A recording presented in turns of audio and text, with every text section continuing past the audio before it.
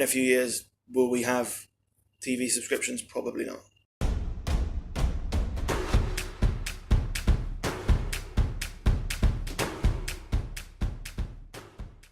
Then Facebook aren't the first non-TV broadcaster to buy rights.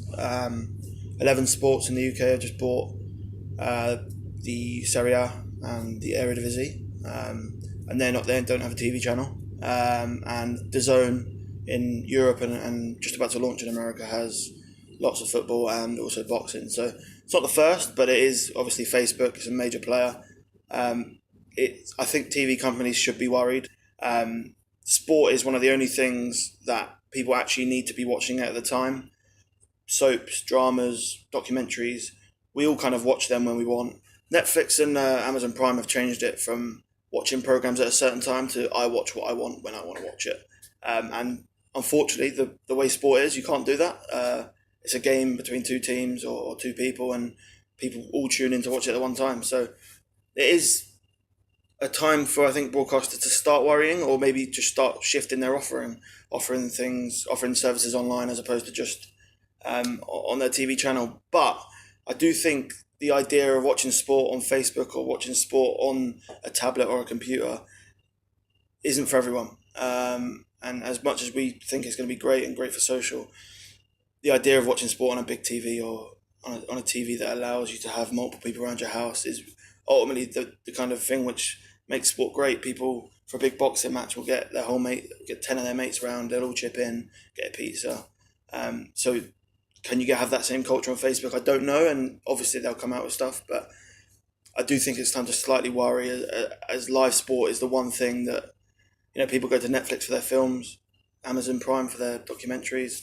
If they go away from TV for their sport,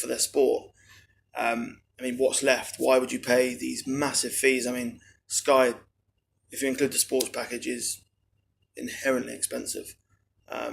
So if you don't have sport on there, the best sport, why are you paying for these subscriptions? And we're seeing it in America.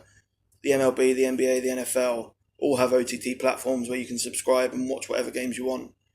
We're in the next sort of 3 to 5 years before we get the same for the Premier League. It means with stuff like, if say Arsenal are playing and Arsenal are broadcasting it on their Facebook Live, that where the followers are from, you can target the ads at halftime, which will have, Lacazette's just scored a goal, buy this Lacazette shirt. It ships to India for $5.99. And you can really target the ads, and as we know, targeted ads are the most effective, right? So yeah, it allows people to be clever, and it also, I think, the engagement through the game will change, and if you can actually comment directly onto a Facebook live stream with like how you're feeling about the match, as opposed to thinking about it, it actually has problems as well. Like, they're gonna have to watch out for like racism, inappropriate comments, negative behaviour.